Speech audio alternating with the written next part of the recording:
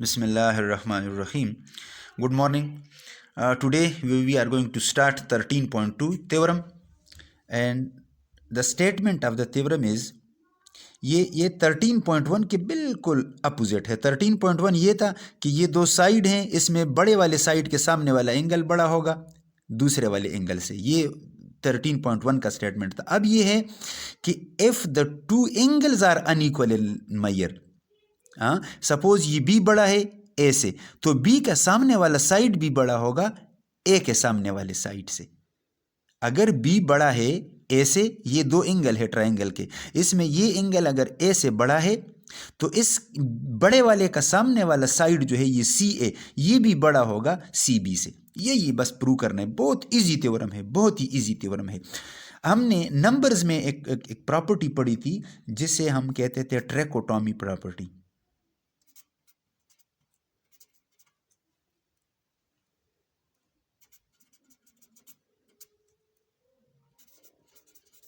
ट्रैकोटॉमी property हम कहते हैं। हमारे पास दो नंबर है, एक है एक्स है और एक वाई है।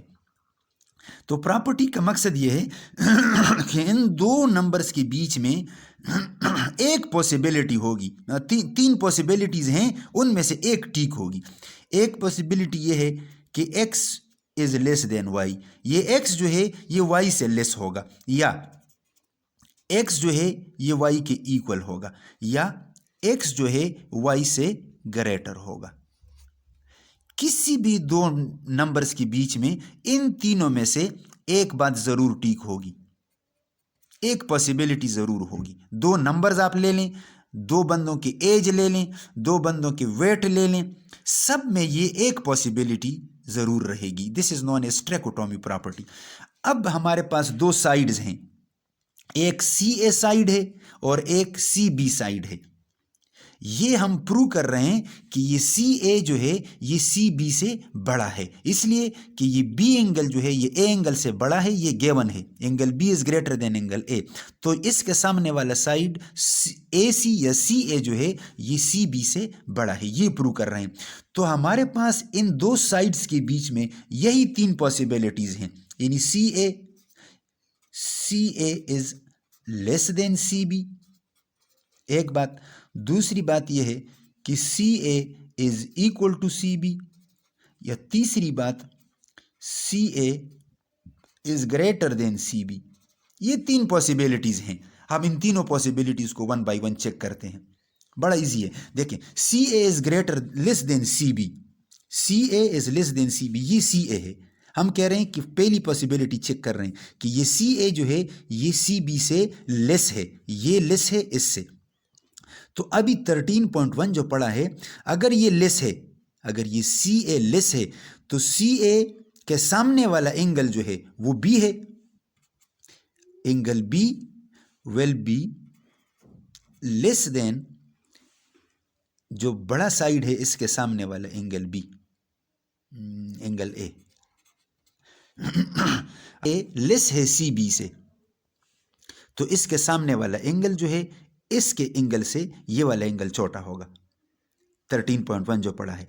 अब ये this is contradiction, this is contradiction to the given angle B is greater than angle A.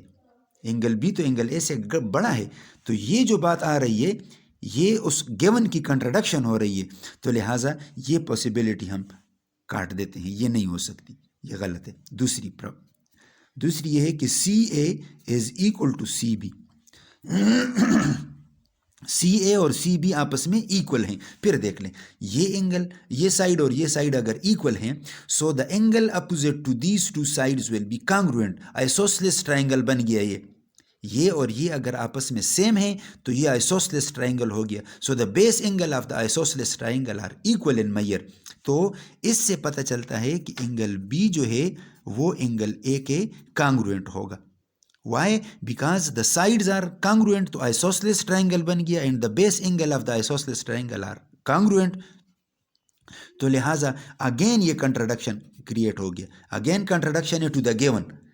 Given में यह है कि B is greater than angle A, ये बी जो है ए से बड़ा है, ये तो गिवन चीज़ है, तो लिहाजा ये फिर से कंट्राडिक्शन आ गया, तो ये दूसरी पॉसिबिलिटी जो है ये भी नहीं हो सकती। लिहाजा the only possibility which is left is C A is greater than C B A. यही हमने प्रूव करना था कि C A is greater than C B. ये थ्योरम बहुत ही ईजी थ्योरम है। थ्योरम की स्टेटमेंट ये है कि ये दो एंगल हमारे पास जो है, एंगल बी और एंगल ए, एंगल बी बड़ा है एंगल ए से। आप ये साबित करें कि बी के सामने वाला साइड भी बड़ा है ए के सामने वाले साइड से, यही प्रूव करना है। तो ट्रैकोटॉमी प्रॉपर्टी का हमने हवाला दिया।